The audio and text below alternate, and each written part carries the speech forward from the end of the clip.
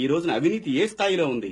ఆంధ్రప్రదేశ్లో ఏ నియోజకవర్గంలోకైనా వెళ్లి అడగండి, అవినీతి ఏ స్థాయిలో ఉంది? మట్టి, ఇసుక, ఇక ప్రతి గవర్నమెంట్ బిల్డింగ్ పెట్టాలన్నా, కాంట్రాక్టర్లు చిన్న చిన్న కాంట్రాక్టర్లు చేసుకోవాలన్నా సరే, రియల్ ఎస్టేట్ వాళ్ళని, ప్రతి వాళ్ళని హింస.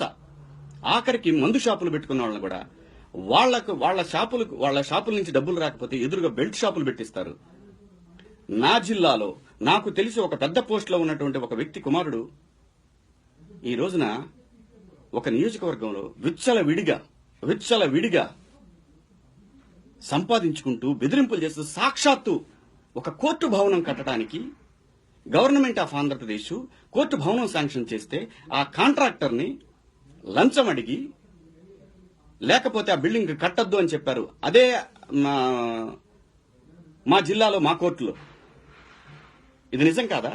ఆఖరికి కోర్టులను వదలటలేదు, ఇడ్లీ బండి వాళ్ళని వదలటలేదే, వైన్ షాపులను వదలటలేదే, రోడ్ల మీద అట్టికాల బళ్ళని వదలటలేదే. ఏమిటండి ఇది? ఇదే ప్రజలు మిమ్మల్ని నుంచి కోరుకుంది. ప్రజల్ని హైదరాబాద్ నుంచి అమరావతికి తరలించింది మీరు కాదా? మేము అడిగితే ఎందుకు వచ్చారండి ఆ రోజు అక్కడి నుంచి ఇక్కడికి? వచ్చే ఆలోచన ఉన్నట్టయితే మీరు ఎందుకు ఖర్చు పెట్టారండి అసెంబ్లీకి, సెక్రటేరియట్కి? ప్రశ్నించకూడదు మిమ్మల్ని. ప్రశ్నిస్తే ప్రవచనాలు చెప్తారు మీరు.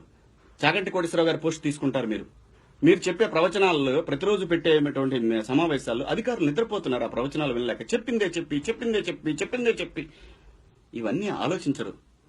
ఇవాళ మా గవర్నమెంట్ హాస్పిటల్స్ లో ఎటువంటి పరిస్థితి ఉంది చెప్పండి? ప్రతి ఒక్క చోట అవినీతి. గుళ్లల్లో అవినీతి, హాస్పిటల్లో అవినీతి, కాంట్రాక్టర్లో అవినీతి, R&Bలో అవినీతి, రెవెన్యూలో అవినీతి. ప్రతి చోట అవినీతి మయమైపోయింది ఆంధ్రప్రదేశ్.